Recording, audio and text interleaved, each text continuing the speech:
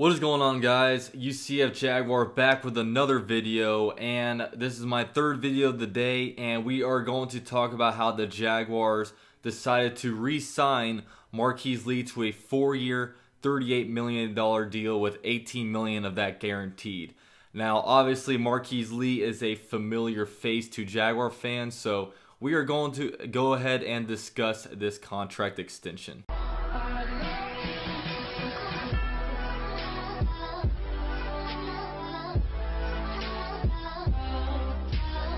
Now, Marqise Lee was given the name the Albino Tiger by former offensive coordinator Greg Olson because in his first 2 years on the Jaguars, he just couldn't stay healthy. However, over the last 33 games, he actually has appeared in 31 of those games, so he hasn't been nearly as injured in the past couple seasons as he has been at the beginning of his career. In the past 2 seasons, he's put up 1,553 yards and 6 touchdowns. Now, to be honest with you guys, I don't really know how I feel about this deal.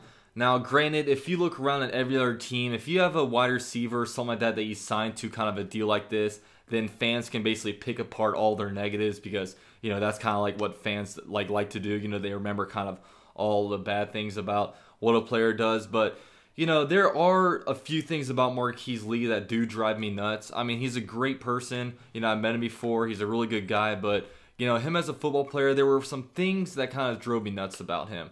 Now, first of all, he had some opportunities where he could have been clutch at clutch moments, but he just literally dropped the ball. There's one time I look back and you remember the Chargers game.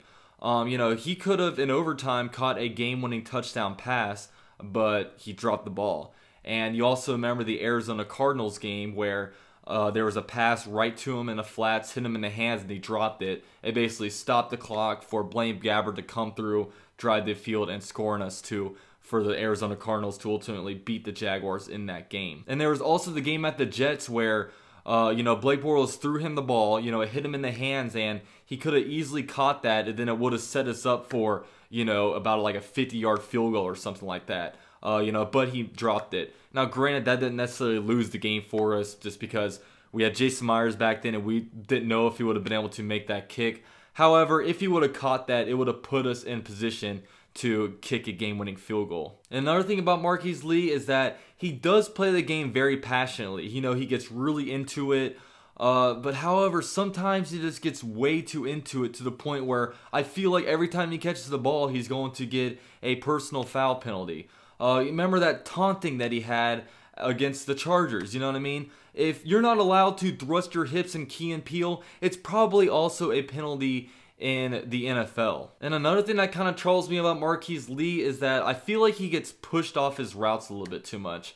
Like if he, say he's running a fly route on the sidelines, it just seems like corners are kind of able to get him off of his route and, he's not able to complete that kind of thing. He's more of a slant kind of guy to get the ball to and kind of let him work in like little bits of space. Now, obviously the Jaguars have a run first kind of approach, and Marqise Lee is a very willing blocker. I mean, he'll go in there and block pretty much anybody to like the best of his ability. He gets really in there, and one thing, he doesn't complain a lot. I mean, we remember having Al Robinson. I mean, that guy would just complain about every little thing that went on. This guy did what was best for the team, and he'd go out there and, perform to the best of his abilities. Now, with this signing, I'm not like overly optimistic about it or anything, or like super excited about it, just bringing him back. But I do trust Tom Coughlin and Dave Caldwell. They know a lot more about this than I do. It's just kind of surprising how we kind of signed to a 4-year, $38 million deal, and, we kind of let Al Robinson walk. I feel like we could have easily, taken that money, maybe cut Allen Hurns, and then kind of combine them to get a guy like Al Robinson. But I guess at the end of the day, Al Robinson probably didn't want to be here, and I'd like to rather get a receiver that's actually out there willing to do things the offense tells them and doesn't just bitch at everything that goes on. So bringing back Marqise Lee, it brings back stability, a guy that knows the playbook. He can come in there and basically start day one. Right now he's probably our wide receiver number 2.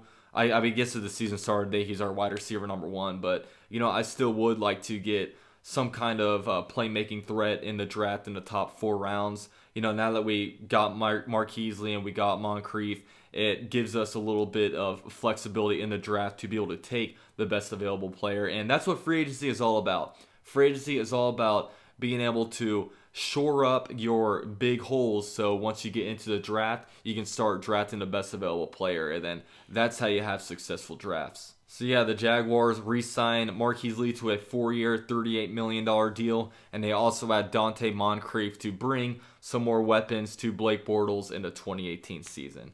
So let me know what you guys think of the signing. I'm sure a lot of you guys aren't too happy, as Jaguar Twitter isn't all crazy about it, but believe in TC. But alright guys, this is UC at Jaguar, and I'm out.